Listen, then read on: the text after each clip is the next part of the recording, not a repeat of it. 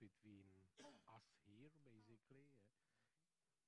If there will be any time remaining, maybe a little bit. But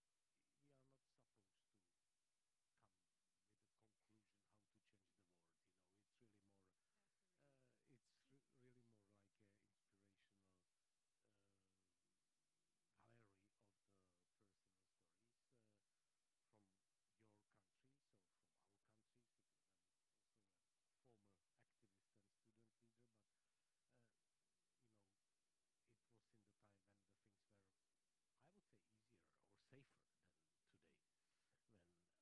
to come with a conclusion how to change the world. It's really more like an inspirational gallery of the personal stories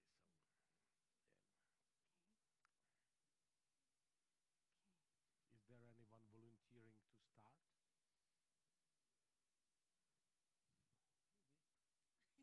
because I'm also a former activist and student leader, but it was in the time when the things were, I would say, easier or safer than today, when I had to fight against the authoritarians, and since that we enjoy basically more or less functioning democracy.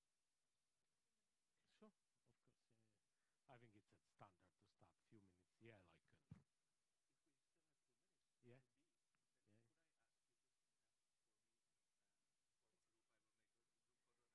Sure. Sure.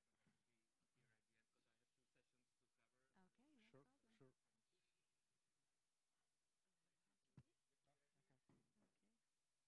Thank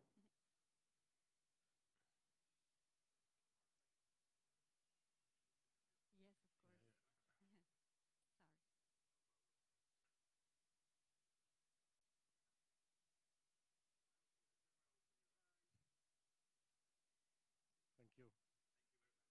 Me too.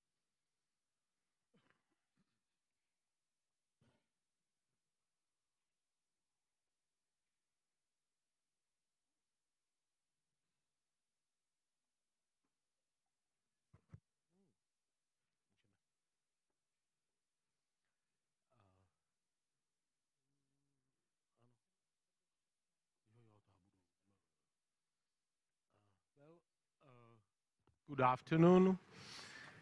It's nice that so many of you come after lunch. It's encouraging. Great. Thank you very much on this afternoon session. It's called Gallery. We have here 5 very inspiring, interesting, distinguished guests from all over the world, which will share with us their stories. I was told to introduce themselves, but I am not sure if it's the right approach because they will speak about themselves. So I rather would like to give the floor them later on. And the reason of this is to hear the differences, but also maybe the things which are similar, to see the variety of the situations with which the human rights activists, freedom fighters, politicians, artists are dealing, what of the type of challenges and dangers they are facing, how they cope with it, what is the source of their energy, because often the things are not very hopeful, at least not hopeful in the near future, that you can see the outcomes and impacts and results within some time which is close, because horizon of 10 years, it's really difficult, to see and to follow. I'm personally also very interested, and probably it's because I'm also activist, a former activist. During the communism, you probably are aware that the communism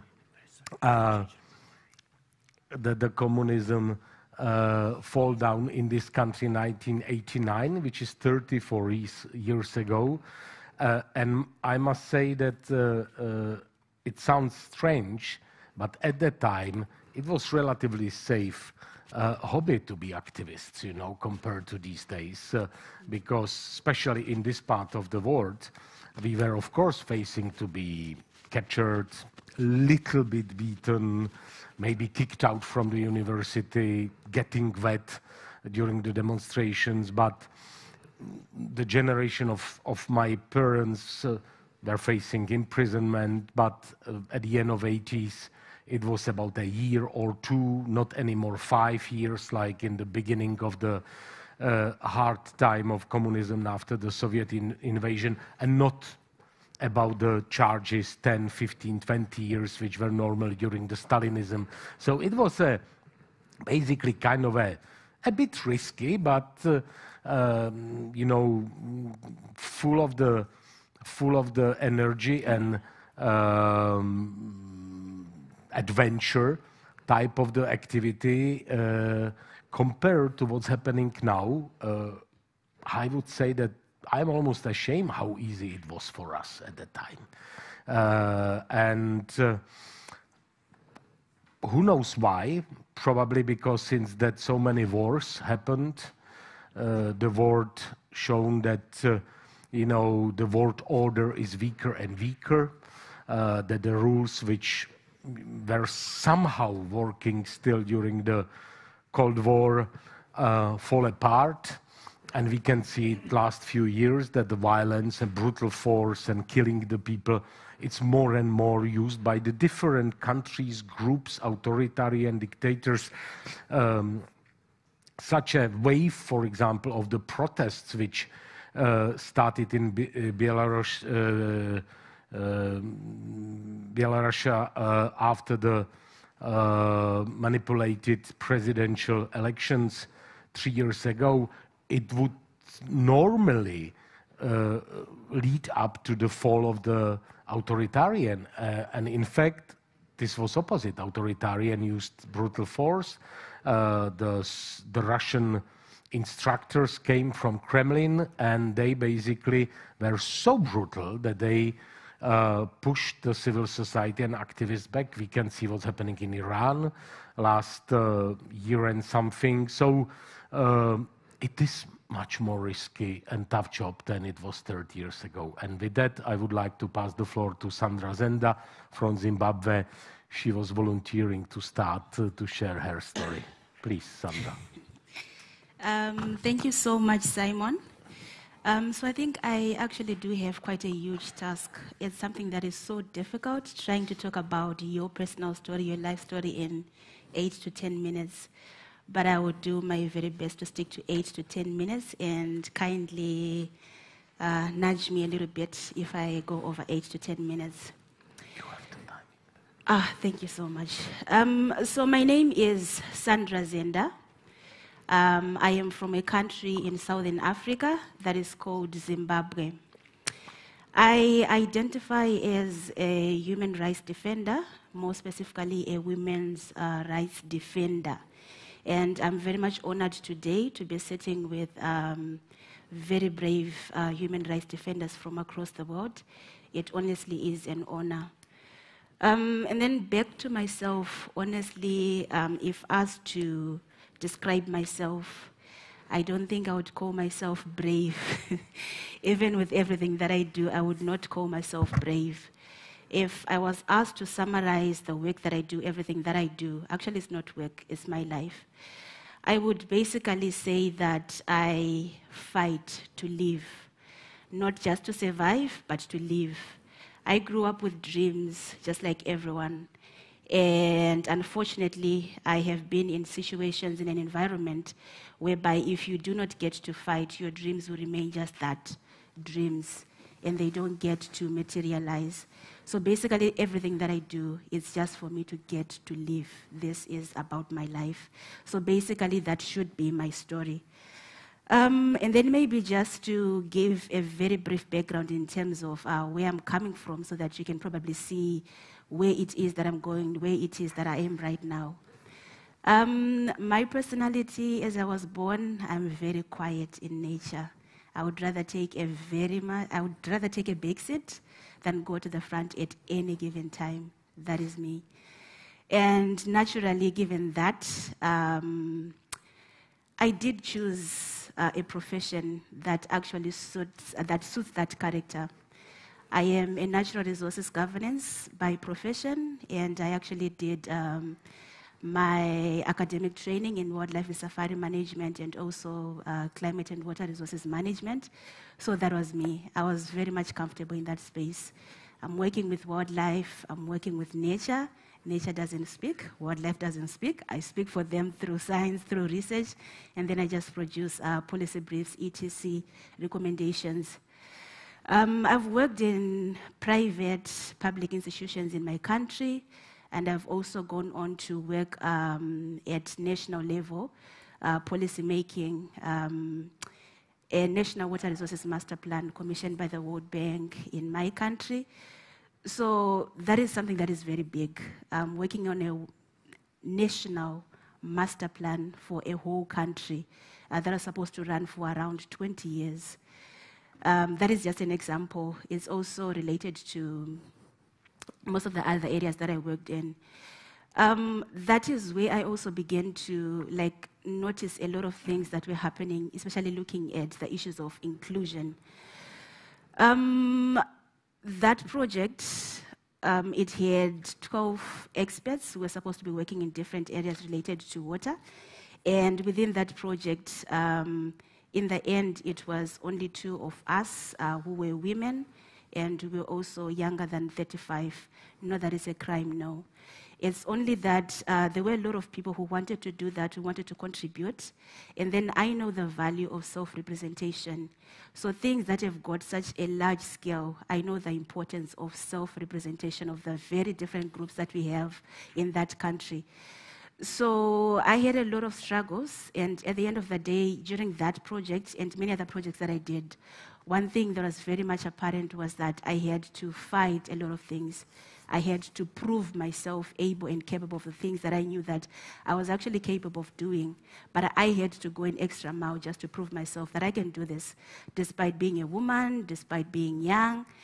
And most of the times, actually, I would get a handshake, and people would actually get to know that I could do it after finishing the project and not at the start of a project. So that made me to realize that there is only so much that I can do if the space is not inclusive. There is only so much that I can do. Fine, I did make it, and I got to have a seat at the table, but at a cost. And then I also realized that there were people like me, other young women, also especially women from marginalized communities. They remained where I was before I got to prove myself. So in the end, it was not that, it's really not fun when you see people of your kind, people you relate with, not getting where you know they want to be, but there are lots of barriers. So that made me to make a very conscious decision whereby I decided to leave that space where I was very much comfortable in. So I joined civic society. I joined the women's rights movement in Zimbabwe, specifically working with women from marginalized rural communities, because that was the group that I most related with. And I knew that for me to actually be happy there, I needed to have someone that I made a contribution to in terms of being inclusive. So within that women's rights movement, basically what I did, I do not put words into the mouths of people. No, that would not be okay. But what I do is I raise awareness, I educate where education is needed. I work with and I accompany people so that at the end of the day, then they're able to take action. But my starting point always is the legal policies, the legal frameworks that we have, starting from international laws, basic human rights, but also even laws within our country. We have got a very good constitution in Zimbabwe that is if you just look at it on paper, you would actually think that human rights are actually observed in that country, and you would actually think that we have got gender equality, we have no problems. But then when you get on the ground in terms of implementation, it's a very different story. And one of the things that has led to that is the issue of, I would have said ignorance, but I would say it's not just about ignorance. Yes, there are some people who have a chance to know but don't make the effort. But then again, I have heard something that has actually been quite big in my country, especially when you're looking at marginalized communities. That's misinformation and disinformation that is deliberate because of someone who has a certain agenda. So what I do is to clarify and to talk about what is our own laws as a country. That is basically what I just do. Movement building, I accompany people, activate the agency, communities, young women and women speak for themselves. But unfortunately, whilst just doing that thing, which should be a simple thing actually, that is where I have been facing a lot of challenges. One, first of all, because of a lot of dynamics that are in my country, I get to be labeled as the opposition, siding with agents of regime change, even though I am just talking about the constitution that we have, just working with the people, and then I'm accused of wanting to start a movement of people who are anti-state or government, etc. So I have faced a lot of challenges. One of that being the issue of surveillance. Wherever you go, you are under surveillance. You actually have to select where you stay with. You have to pay a lot of attention to detail because you know anything can go wrong. So you have to think twice in terms of where you stay. You also have to think twice in terms of the family that you can keep close because it's either you are targeted or the family around you because of that. So paying special attention in terms of where you go, even when you're going to work, I've had to schedule and reschedule my days in terms of the routes that I use because of that targeting. I've also had situations of arbitrary arrests. You are arrested. The police, they spend about 7-8 hours thinking of a charge after they've arrested you. You are in the cells, but they don't have anything concrete to charge you with. They are busy going over whatever legal policies, issues, what. They are thinking of what to charge you with, but they've already arrested you. A year going to the courts, you are going there. There is no concrete evidence, just persecution. And then I see my time is about to be up. So I will not go much into a lot of the challenges that I faced, but trust me, it's a lot of challenges that I have faced, not just me, but also the movement that I work with, because of just that situation whereby you have got laws, but implementation is something else. And there is a system that actually preys on, I wouldn't want to use ignorance, that preys on, the misinformation, disinformation. So like they don't want people to know when they know that person whom they think is making people to know you are targeted. So that's a lot of challenges. But now in closing, I'll just speak to what makes me to continue, because I have continued and I'll continue because I want to live. I don't want to just exist. First of all, I have got a family that supports me, a partner who supports me, who has stood with me in jail, him outside there, just basically showing that I will support you no matter what, because they also respect my dream, my desire to live and not just to exist. And also the very movement that I work with, I am arrested, first of all, because I am the leader, I am the coordinator, so I am the point of contact. I get to be arrested. But the most important thing is that they stand with me, the solidarity. It remains my source of strength. There are a lot of things that have happened, including, actually, I missed my wedding day when I was in jail. But that movement, it stands with me. And also not forgetting the international community. I'm part of the World Movement for Democracy, part of other networks that have actually stood with me. You know, sometimes even just a post on Twitter showing solidarity, that noise that everyone makes, it actually has quite a lot of bearing, especially when your case is being heard before the laws. This makes me to continue despite everything, and also because I want to live, and I also want generations before me and after me to live as well. Thank you, Simon. Oh, well, thank you, Sandra. It was very comprehensive. Thank you very much. If I may continue, the Dolkun is an activist, politician, working from outside of his own country, president of the World Uyghur Congress, one of the nations which we often heard being under the pressure of the probably biggest industry of surveillance and oppression of the rights for the decades, able to oppress the rights not only of groups and organizations and individuals, but oppress the rights of the tens and tens of millions of people in the different part of the country. We are talking about China and about, of course, Uyghur situation in China. Please, Dolkun. Well, thank you, Simon. Well, I'm Dolkun Isa. I'm the activist and also so-called terrorist by the Chinese government. I'm the number 3 top terrorist of the Chinese list. So oppressive regime make you as a criminal or terrorist over the night. 2003, 15th of December, I woke up next day, Chinese government called me a terrorist and official issues a list. So despite I living in free world and I have been to feel and imprisoned in my much in my lifetime, and despite of I'm in a democratic countries, European citizen, German citizen, and which country is protects human right, democracy, rule of law, but I have been a subject, and I have been attacked, I have been deteriorated, questioned, and destroyed my dignity, so on. Well, I really don't know, and how did I become such a #1 enemy of such a gigant countries? I still struggle with this question, still. But however, I have some answer for this. I start my activism when I was student's time, 1980s. Maybe, as Simon said, today Chinese governments and is turn whole region, East Turkestan, Uyghur land, homeland is and opener president surveillance system, and 3 million people are suffering in concentration camp.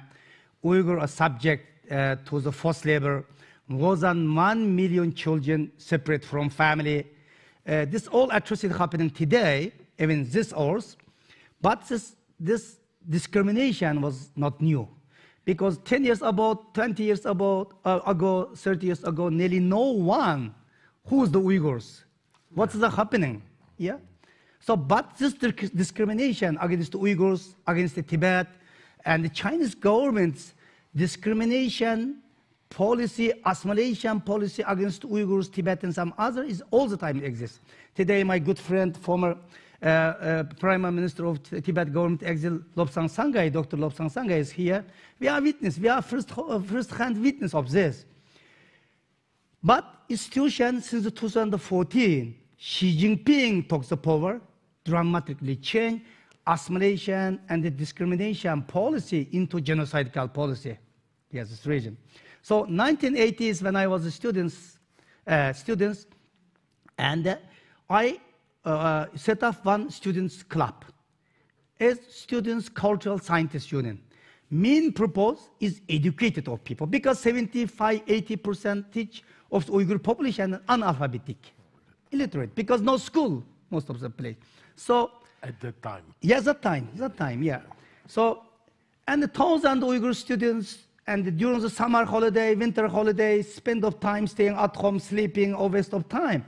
Then I thought we mobilize these Uyghur students during the summer holiday, winter holiday, voluntarily teaching all people alphabet and the teaching Chinese constitution. We are autonomous region, so-called autonomous region. Autonomic law, what kind of right we have to educate all people. This is the main primary aim of the organization. But we are really start this activism. We have no space. Even Chinese government, Chinese Communist parties, central committees also have a policy is educate to the people. But we are really trying to start the activism. We are and face a lot of barrier. We cannot. Then I understand that time. This constitution is autonomic law just on the paper. In the reality, Chinese government doesn't want increasing the educations of the Uyghur people. Yeah. So 1988, 15th of June, I led more than 8,000 students and we hold big demonstration. Yes. We demand democracy, democratic election. We demand equality, equal right. Because when I was a student, Xinjiang University, biggest university, this region, and there is a Chinese students, Uyghur students, some other minority students, but in educational level, we have faced a lot of discrimination. You know, we don't have a book, for example. You know, we have a laboratory we cannot access any time, but Chinese students can access any time. So we went to the street. We need to stop this discrimination.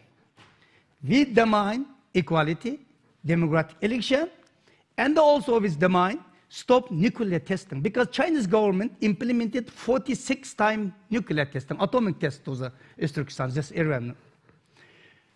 100,000 people died because of this, in fact, because only 100 kilometers far from this testing area, in habitable area. So, and a lot of disease, a lot of children born disabled. So this is not the mind. But because of this, I was kicked also from the university. I was house arrested. After 4 months later, I was kicked also university. I was not able to graduate to university. Then 1994, I went to the exile. When I came to the exile, I tried to raise this awareness to the international day platform, United Nations, European institutions, everywhere. But China is a powerful country. Then put my name to the Interpol, red notes. I had a red notes 21 years. Because of this red notes, I was detained in my own country, Germany, a couple of hours. I was detained in front of the United Nations during the Human Rights Council section in Geneva. I was detained in Italy. I was detained even in the United States. When I was entered, I had a passport, everything is the international Dallas airport. I was detained after 23 hours. I was sent back to Germany. 2009, I was detained 4 days in South Korea, in the Seoul airport. I had faced to deport to China. Finally, in the US State Department, European Union, German Foreign Ministry used last card and they saved my life and they sent me back to Germany. Yeah. Yes, but I never lost my hope because I'm an activist. It is my skill, have to work. Finally, 2018, February, my red notes was delayed. I had not any more red notes. I'm not a terrorist by the Interpol, but Chinese government continue to believe me as a terrorist. Still a crime. Not only me, all Uyghurs. Today, 3 million Uyghurs are suffering concentration camp at this moment too. Because China say we are fighting terrorism and radicalism. 2015, Chinese government adopted counter-terrorism law, and the 1st of January 2016 implemented this law. Now is more than 3 million people and are suffering from this. Yeah, so of course, now I entered to the United States. 2006, I was deported to Germany because I'm a terrorist, suspicion a terrorist. But 2016, I got Human Rights Award in the Capitol Hill. 2019, I and my organization, World Uyghur Congress, get World Democracy Award by the Capitol Hill. Now, some country we got, and even 2023, this year, we are nominated Nobel Peace Prize. Unfortunately, we cannot get it. Good thing is Nargis Mohammed, she got Iranian activist, is good. But still, Chinese government use this term and attack to the all. And the being activist, as you said, is not easy globally. But particularly being activist among them, Uyghur, Tibetan, Hong Kong is not easy. You know, Chinese government immediately blames the label. Uyghur, we doing this? You are terrorist. In my entire life, I have never killed any chicken, you know. I have never seen a real gun, a bomb. I just saw in the movie, but I'm the top terrorist still on the Chinese list. And any Tibetan activist is a separatist immediately, yes. Now it's Hong Kong is coming to this level. And we have all witnessed in the Hong Kong's democracy is disappeared in front of wall. Yeah. So, but we never lost hope. We continue doing our activism. No, and the 11 national parliament, one of the Czech Senate, recognized Uyghur genocide motion. United States, Canada, UK, French, Lithuania, European Parliament, United States, this all recognize Uyghur genocide. And also, more than 50 countries last year is UN Human Rights Council section made joint statement. This is big achieve. 10 years ago, I could not enter this building. I cannot talk in front of you. But today, I'm honored to be talking here. So activism very important. We never lost the hope. We fight it, but we stand up fighting terror and authoritarianism. Thank you. Thank you, Dolkun.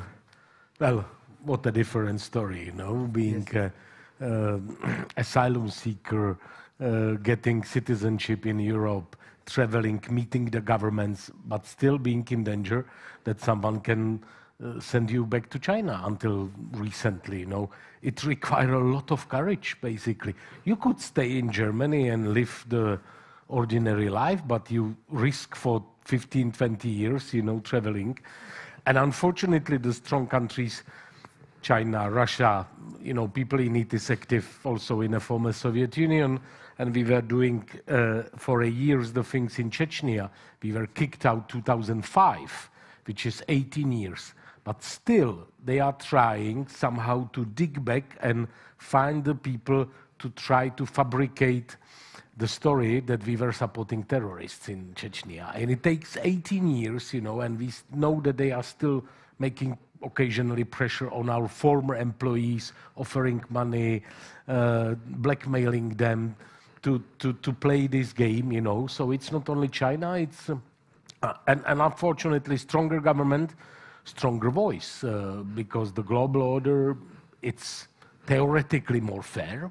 It's not that dominated by US and Europe, but in reality, it's less safe and less predictable, and there is less space for basic freedoms and human rights these days. So let's see where it will go. With that, I will pass the floor to Veysel Ok from Turkey, and again, completely different story, but please. Yeah, thank you very much for this event. Yeah, completely different story, but when I hear the, for example, Uyghur story, yeah, we have similar things also. I can say more than 5% of our population in Turkey has a terror investigation. This is the similar things between maybe Uyghur things. I want to introduce myself first. I am Veysel Ok, based in Istanbul. I'm a lawyer since 17 years, and I am supporting journalist, activist, artist who has freedom speech problem in Turkey. And we established Media and Law Studies Association in Turkey after coup attempt. In 2016, we had coup attempt. One Islamic group tried to make coup, and then they filed. But we became happy, of course. But after the coup attempt, we woke up different country. Like in the one night, 5,000 judge and prosecutor, they lose their job, and they arrested. In the one night, hundreds lawyers, they arrested. In the one night, hundreds journalists, they arrested.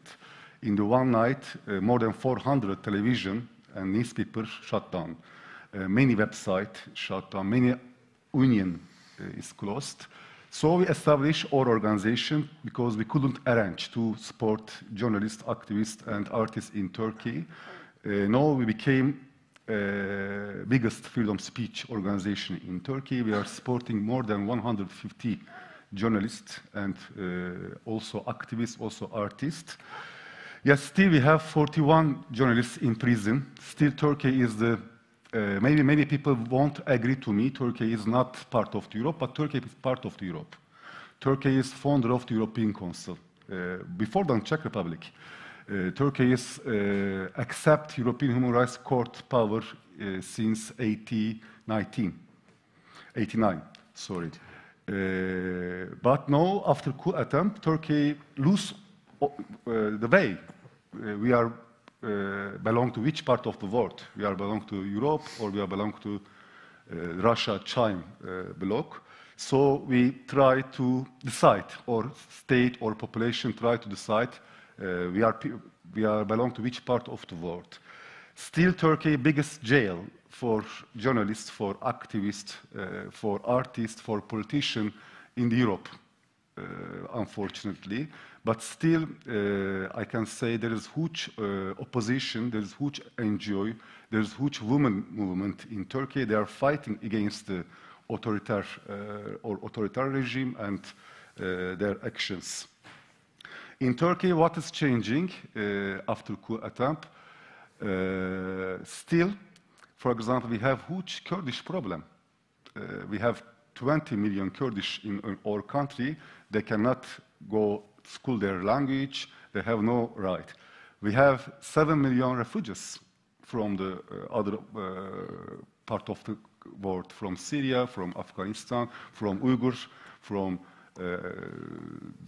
Iran, from other countries. And we have deal with European Union.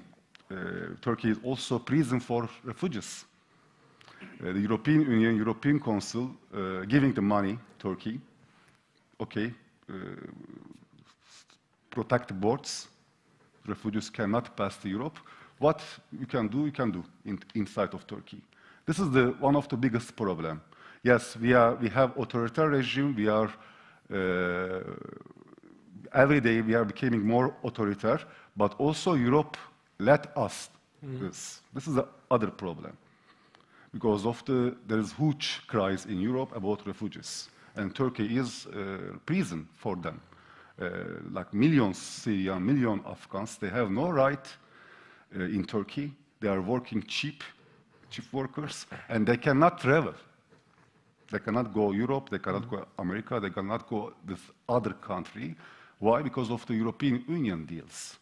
This is I think, one of the biggest problem in Turkey about democracy. Europe doesn't care like before because the refugees are more important than democracy.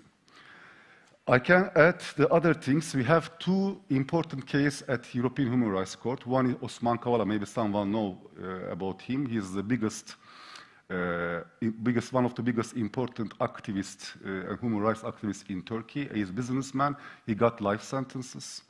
We got decision from European Human Rights Court 2 times. Turkey don't accept. Another case is Selahattin Demirtas. He is a pro-Kurdish opposition leader. He is in prison, and he has also European Human Rights Court decision, release them. In the decision they wrote, release them as soon as possible. But Turkey don't accept, and last week, European Council Parliamentary Assembly had meeting about this 2 decisions, and Turkey will lose the vote right in the next feature, until January. If they don't release, Turkey will lose the vote right in the Parliamentary Assembly, and this is the first time after 40 years ago, 40 years before, there was coup in Turkey, the army controlled Turkey. That time we lose our vote right, and now we could lose again. And unfortunately, still the Turkish government won't accept this decision from European Human Rights Court, the decision from European Council. And this is not only our problem, by the way, this is a European problem. So we should fix together with European country, with European Council. Yeah, but I have hope because Turkish democracy still grab up. I have hope Turkish opposition still grab up. I have hope Turkish women right. I think women movement. I think one of the biggest women movement in Europe. LGBT movement Turkey is so strong. Kurdish movement is so strong. So we have hope. What we cannot do this alone.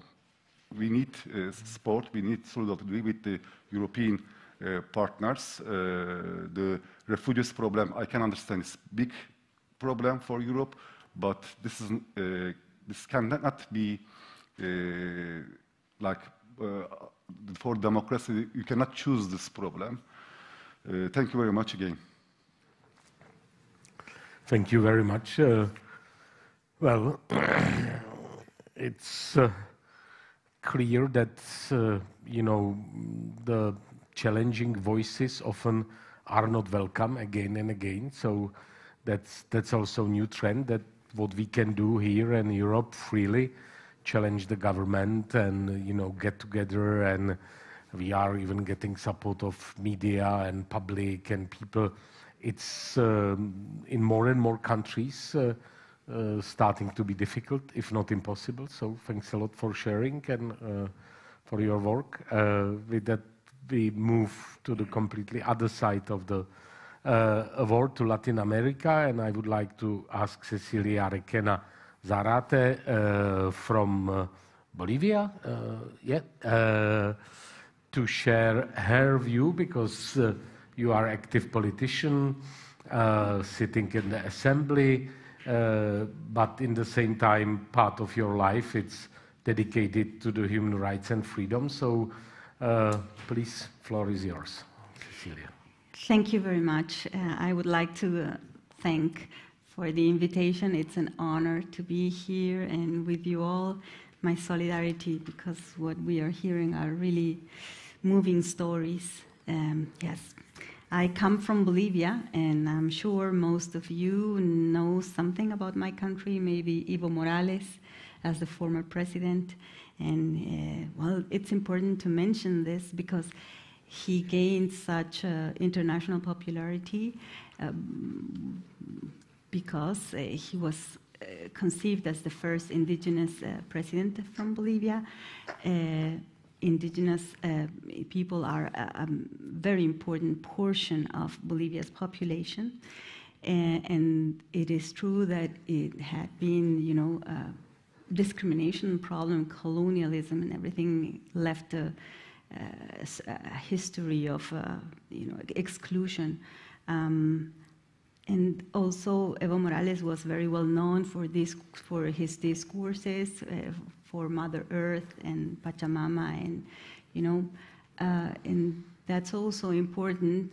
Nevertheless, all these things which are important, even inclusion in my country, when he came to power in 2006, developed differently because there was no not authentic democratic will from the part of Evo Morales and his party.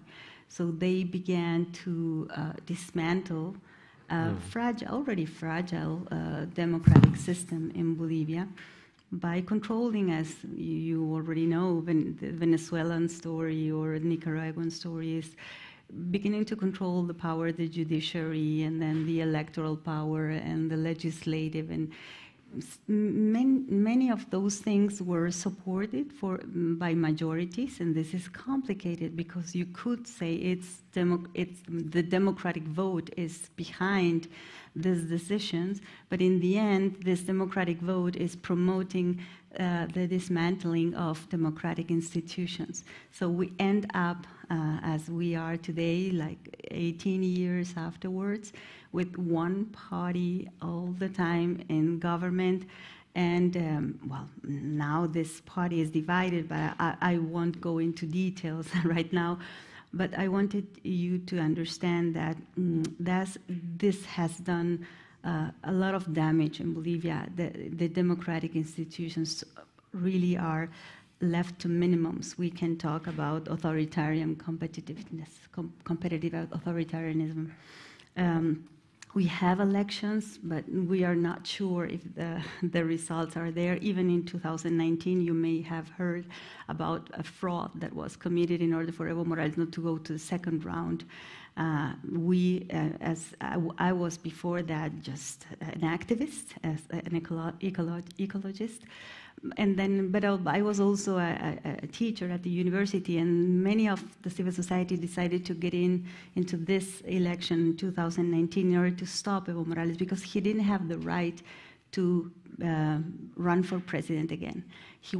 Our constitution forbids it. In 2016, he organized a referendum asking the population, may I change the constitution in order to be re-elected? And the majority of the people in Bolivia said no. But then he used the constitutional court to say that it was, quote, his human right to run again.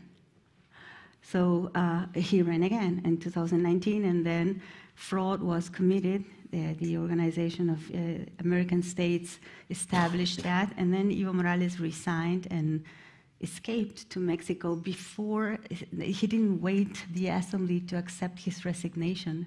So he left my country in chaos. Some days, the dangers of a civil confrontation were really big. But then we found a way forward with the second vice president from the assembly. She was from the opposition in power. She assumed the presidency for an interim term, which was supposed to be for a few months, but then the pandemia, the COVID came, so it was a long year ago. This person, Janine Áñez, is in jail right now in my country because the argument that she committed a coup in spite of this being a solution supported even from the assembly, which was dominated by MAS, the Evo Morales party. They voted to not want two laws in order for the country to move on and to organize new elections in 2020, which happened. We lost. But, okay, so as you can see, we have big problems now. The MAS party is again in power, but not Evo Morales. He couldn't run again, but he's Minister of Financing.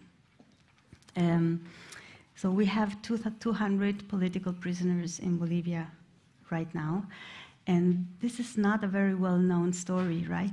And this is why it is important to tell it here. I have the opportunity. I would also comment some other human rights problems in my country. They have to do with extractivism, which is a colonial phenomenon. We are a mining country from colonial times. But now this has worsened because of the difficult democratic conditions. Can you please tell me when I have 2 minutes, because I don't see the okay, thank you. So mining is a big problem, especially gold mining in the Amazonas region right now. Maybe you have heard about Venezuela and Peru. That's also happening in Bolivia right now, with some differences, and I would like to mention just 2 of them, because this has everything to do with human rights.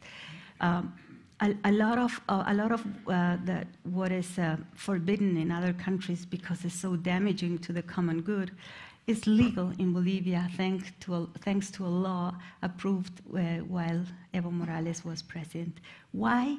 Because they gain power and support by just giving up our natural resources to broad-based, that's true, broad-based organizations like mining, cooperative mining, cooperatives, right? But this is an ecological disaster, but also an ethnical disaster. So it is so much damaging. It's legal right now, and they are destroying the Amazon basin. And they are using mercury, without the state control. The state steps back and just allows everything to happen. And this is causing a genocide, an ethnocide, for indigenous people from the Amazonas region, which are being intoxicated. Thank you. So that's a problem, as you can see. And this gold mining problem, which is part of extractivism, is connecting itself with criminal economies like narco-trafficking and others. And why is this happening? Well, why doesn't the state do something? Because it allows them to stay in power. It's a very dangerous game, They allow these things to happen because they gain popular support by just letting these things happen. So, as a closing statement, I would like to mention that we don't see enough. We don't visualize enough the problems of these states that, without the help of transnationals, for instance, can damage their own countries. So we tend talk about companies, international companies, which is an important issue, but we don't visualize at the same time how states can be so damaging for their own population. And the second thing is how dangerous it is to destroy nature in this century. And we are now suffering from a drought. So if you connect climate change with all this destroying of the source of rain, which is the Amazon basin, you can understand how our countries will be systemically disturbed ecologically, economically, socially, and politically. So that's another idea I would like to share with you. And if I have 30 seconds, just to mention, this is dangerous. I am a senator right now, and I myself got, because I went to the region, I don't have the time to tell more, but I was almost kidnapped because of that. I said, I'm being a senator, I'm not safe. My state is not able to protect me from these gold mining bans or narco-trafficking bans that are also trafficking with humans and women and all those things. So big problems, and I'm also an activist, so we are used to adversity, we are used to fighting. We know this is a long life, it's a lifetime compromise, commitment, sorry. And it's not easy, but we have to be able to fight and to stand up for these injustices and systemical problems from our countries. Yep. Thank you. It's striking, and it's not, of course, for the first time, but it's again and again repeated, especially in the middle-income countries and some developing countries where a lot of people are poor and disparity is high, how the, basically nice leftist ideas are used for politics, including a lot of the rhetorics, but then under the surface in reality there is a cynicism, a lot of corruption, exactly the kind of a joint venture between the government and the companies. And the governments basically allow them to do anything because they are getting money, and a lot of people vote, in fact, with hope that it will bring some better distribution of the wealth, but the reality is different. So it shows how false it's, but unfortunately it works. This mythological rhetorics that the human rights and democracy is a Western European or US agenda.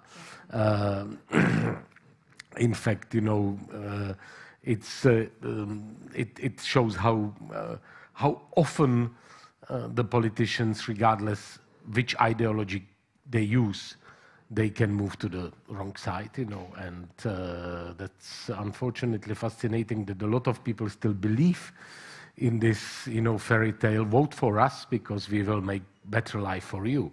And we still remember it from communist countries, The generation of my grandparents probably also believed mostly in the better future, in 80 years ago. With that, let me to move to Badiucao, the Chinese, but unfortunately his second home is Australia, artist, activist, thinker, someone from slightly different angle of how you can address the things which are wrong, but I think it will be very inspiring as well. Please. Thank you. It's an honor to be invited to this forum. I'm Badiucao. I'm a political artist focused on the human rights issues, majorly about China, but also about other countries. Because of the work that I do, I believe I might share the same list of the most not welcomed individual by the Chinese government with Mr. Isa here. I want to start with my story actually from an incident that happened about 2 years ago in China, during China is still under this very severe COVID lockdown. I hope people are still remembering COVID and still remembering all the tragedy that created by this global catastrophe. And it's originated in China. It started because the Chinese government's censorship, coverage on reporting and warning the public and international society earlier. But I want to bring the angle back to China a little bit. During this peak of lockdown back in Shanghai, one of the richest city in China, that constantly people are being forcing to be locked at home, forcing to have COVID tests. There's so many inhumane activities happening to China's own citizen. And there is this family back in China with a young guy. One day, his door got knocked by a group of police and enforced him to do some kind of test. And when he said no to the police because he think, enough is enough. The police said, if you do not collaborate with us, you are not going to be the only one, you're not going to be the only generation who pay this price. We will punish your parents and we will punish your children's generation as well because you do not collaborate with the government. And this young man gave a very powerful yet heavy answer. He said, you won't have the opportunity to punish my next generation because I am going to be the last generation. This is the voice from the younger generation of China. And I feel very much identified with this generation, the last generation. But I also want to say this is not the last generation of China, but the last generation who will choose to be silent and continuing suffering from this regime. But we want to make a difference. I am born actually in an artistic family. My great-parents were the first group of filmmakers in China. They were very active in 1930s until 1950 when China's Communist Party is in power. They thought because they have a very successful career that my grandpa and his brother would survive this regime, regardless of the change. But they were wrong. Because of their film that produced after the regime take the power, which is not 100% aligned with the propaganda rules of the Chinese Communist Party, my grandpa been sentenced to a forced labor camp in the far west of China. And he eventually died there because of hunger and sickness. My family never retrieved any of the remains of his body or even object. We just have a noticement saying, this man has died. And this revenge, this tragedy did not just stop. It continues. Then my dad became an orphan very soon because grandma passed away several years after grandpa passed away. And my father was referred as son of dog because he was born in this same family, anti-revolutionists, as they called. My father was stripped away from his opportunity to go to university, and because of political family background. And I do believe this kind of experience is not unique just to China, but actually sharing a lot with the people in the generations here, where we're all under the Soviet Union communist regime. But the difference is some countries find a path to reform, to find the key of democracy. Yet some country, like my country, China, went to a much darker force. And this tragedy continues to my generation. So when I'm showing my interest in art, my family don't want me to be an artist. They say, Badiucao, it's so dangerous, we don't want you to repeat what happened to your grandpa. You can be a barber, you can be a chef, but don't be an artist because it's too dangerous. But for me, it's not the case. As every teenager grow up, you don't listen to your parents, and even for the Chinese teenage. So I decided to choose a different path. So I decided to embrace art. But I know if I made this path for my life, I can't stay in China. With so many references that happened to my own family, happened to many other artists, that I know if I choose to make art, One day, one moment, I might pass the unforgivable red line, and I will repeat the tragedy of my family. So that brings me leave China and resettle in Australia. But apparently, I underestimate the very long arm of this totalitarian regime, China. There's no guarantee for safety, even when you are thousands of miles away from China. I'm very confident that my friends from the Uyghur community and my friends from the Tibetan community knows this much better. And this is also applied to the Chinese citizen. I don't believe the Chinese government is seeing us as individual human being. We're being seen as a property, which belong to them, which they can punish and take back whenever, wherever. So I know these risks, and I know if I want to protect myself, I have to find a way. So when I started to making art and post my political art on social media and exhibiting, I choose to be anonymous. Because I know if they know my identity, it will not just me to be punished, but my family back in China, my friends, everybody that I'm close with, I loved, will become the object for the Chinese government to punish. I managed to hide myself for about 7 years. But in 2018, the Chinese government found out my identity. Immediately, they took my relatives to the police station. My relatives who have no idea that I'm an artist, they're talking about human rights in China. But regardless, they're being taken to the police station, interrogated, questioned for things they don't know. And the Chinese government have a very simple demand. We want this artist Badiucao stop making art, stop having exhibition. Otherwise, as their quote, there'll be no mercy to me, nor to my family. So after that, I have to make a decision. Should I continue, or do I give up? In the end of the day, we have to understand, regime like China is indeed like a terrorist regime. They do not forgive, they do not forget. You can never exchange your freedom for safety. And if you do so, you lose both. And that's also something I believe deeply. So for me, I decided continuing making art, but also showing my face, showing my identity now, to tell the Chinese government that I am not afraid of them, that they can do whatever they want, but I choose the path that I believe in, which is embrace the free spirit as an artist.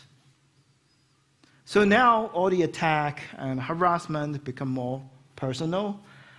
Even though I'm an Australian citizen now, I live in Melbourne, I got followed by Chinese agents there. I get possible home invasion. I have to talk to the National Security Police in Australia time to time. When I finally have exhibition opportunity in Europe, like the one that I have in the docks here a year ago in Prague, the Chinese embassy continually threatening to shut down the exhibition. They even find the private number, cell phone number, of the curator from the Docks Contemporary Art Center and calling her, demanding the show to be cancelled. Recently, I toured the show in Poland and in Warsaw, and this time the Chinese embassy actually came in person to the museum. Same thing, demanding the show to be cancelled. It's a power play, it's a powerful gesture, but what they are trying to do is not just take away my rights, it is also an invasion to the sovereignty and rights for the people to appreciate freedom of art locally here, in Czech, in Poland, in Italy, in Europe, in the entire world. And that is the essence of the Chinese government's methodology, to make people afraid of it. Now let's have a look at China. I think it's really in a terrible situation. We've seen unspeakable crime that have been committed against the Uyghur community, to Tibetans, to the Hong Kongers, and to its own people, to the Chinese, during the COVID lockdown. So many people lost their livelihood, and now the entire economy of China is suffering, and China is literally going to this Asian society stage, which partially because one-child policy for decades, but also my generation do not feel the confidence to raise babies in this insecure society anymore. And this embed a very serious consequence. That is the collapsing or slowing down or the dying of the Chinese economy. But in the same time, with the Chinese dictator Xi Jinping, he has been illustrated his ambition to the world that he want to be this strong man. He want hand in hand with Putin, supporting his Ukrainian invasion, but also he want to start his own invasion against Taiwan. And this is something that troubles me all the time, that keep me awake. We don't want to be the last generation who suffer from a new world war, even though so many signs has shown. We want to be the last generation that will collaborate with oppressive regime like this, and we want to be the first generation that say no to it and change it. Thank you. Thank you. Thank you very much. We have a little bit of time only, so let me to, and please the answer should be really quick, like half a minute, 1 minute. Let me to ask, do you have the hope that the things will get better soon? And what's the source of your hope or stubbornness or of your readiness to your commitment to continue? Veysel. I have hope. If I have not hope, I won't work anymore as a lawyer, or I won't establish my NGO. But the main problem is you cannot work and fight alone. This is the most important things. World is global, and human rights also is global. The authoritarian regime are friends in the world. Exactly. But the Democrats still not together as I want. This is the main problem. We should support each other more, and we should meet more. No one can change their country alone because of the global world. Yeah. Thank you.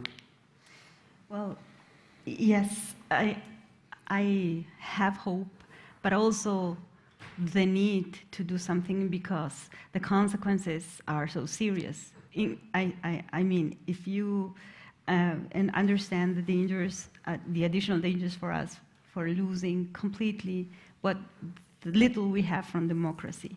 But then we add these new problems, as I was talking about. Well, the challenge is so big that, not doing anything, it's not an option.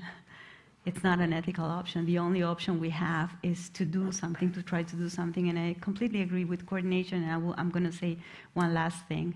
I didn't have the time to talk about how China influences my country, as so many countries in the world. I mean, maybe all the countries in the world, but also Iran and Venezuela and Russia, and all those things are coordinated. And we have to understand that, and I think plus Turkey, yeah, but that's okay.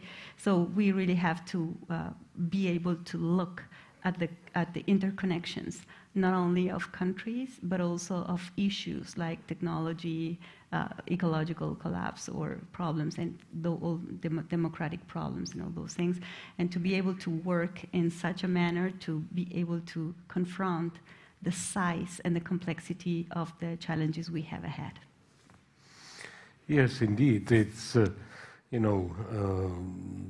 we hope that with globalization will come openness and exchange between the people and more education and the free flow informations and ideas. But unfortunately, the dark side also realized that it's good to have a global connections and support each other. And they are very, I would say, very active in that last 10, 15 years. So many meetings between the different authoritarians and dictators around the globe. Yeah. For me, I think it's very important that we always believe in people's potential to change.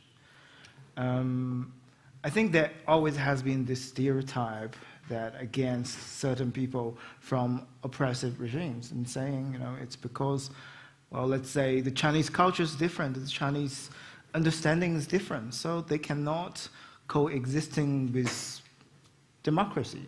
And in fact, according to the Chinese government, the narrative will always be the Chinese people need an emperor or strongman, and that is why that the Chinese government is providing this service.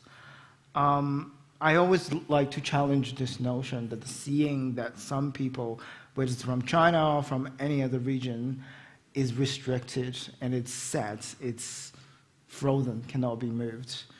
I think it's very, very important that we see the common ground of human being. That's also the foundation that why we believe in universal human rights, is we also have the universal potential to change, to embrace a brighter future.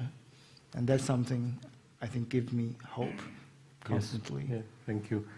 Yeah, that's kind of really irritating explanation. You know, our people, our part of the world is different, and it's interesting that if you ask the people on power, authoritarians, they say, of course, no, we can't, you know, introduce full-fledged democracy and all the freedoms because our people are not ready for that. But if you ask the people, if they want to say who is ruling them and how the budget is, you know, spent and who is making the decisions, of course people say, of course we want to influence it because it's influencing our lives. So and even the politicians from Europe are sometimes dealing with the politicians in the non-free countries and adopting some of these,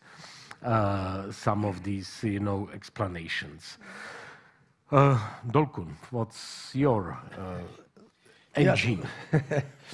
Of course, and we never give up the hope. Yes, and the human being have seen horrible regime so far. For example, Hitler regime, Nazi regime, Stalin regimes, all.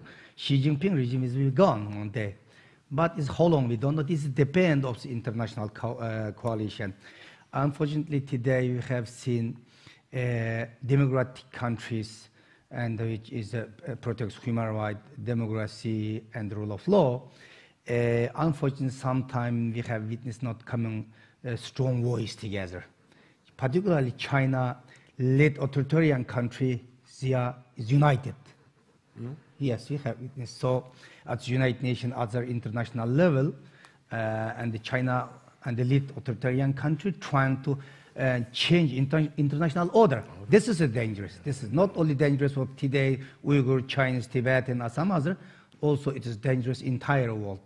Is democracy must be maintained, democracy must be protected against the authoritarian country. So we never lost hope. I told my story also. If we lost hope, I cannot stay here. 15 years before, if I give up, maybe I will be in the jail today. I'm not in respect for human rights activists. So I'm hopeful, but we have to fight. Yeah. Thank you. Sandra. Thank you so much. So the thing that I like about hope is that hope does not need evidence of change. So hope is basically fuel. Even when you don't see anything, hope is just a fuel that gets you started. So definitely hope I have, no matter the situation, no matter what's there, I definitely have got hope that things will happen and I will definitely continue this. And then the source of my hope is basically that hope is the fuel of every activist. You start any form of activism because of hope, even when you don't see anything or any signs of things that may change. And what also gives me hope is that I may be standing here, I may be the one that may be more visible as a coordinator of movements. I'm the one who gets directly attacked. But again, what makes me to stand here is I have got a base, I've got people that I'm representing. The fact that there is still that movement, that there are still people who are there, people who are rallying behind me, people that I'm leading and coordinating, that's hope that one day definitely will make it. Thank you. And let me to take it from this, the hope that the genuine will of people to live in a better society, not to be patronized, to have the voice, to have the space to say maybe not equally in all the places, because it's not equally immediately possible, but to have a space, to have basic freedoms and rights guaranteed, it's something what's probably, a fuel for all of us who are trying to do something against the authoritarian tendency, something for more space, for more freedom, more human rights, less censorship. What I heard, it's also important, it's an interconnection and support, because it's difficult to be alone. There is also call for maybe a more strong, let's say, how to say, unity between the democratic countries, because the non-democratic countries are finding the common language very quickly, while we are discussing the small things and, being quite particular often and following different intellectual positions. And it's not making us stronger. In fact, it's making us, and support to democracy, freedoms and rights, less maybe effective or less strong as it possible. So these are the few things which I think we can take together, of course, with respect to the personal courage to people, and all of them, and I would like you to join me in applauding them, risk not once in their life because of principles, because of believing in freedom, because of believing in the human rights, which is a big thing, because they can live luxury, safe life and not put the nose to such a things which are usually risky. Thank you very much for being here. Thank you for coming.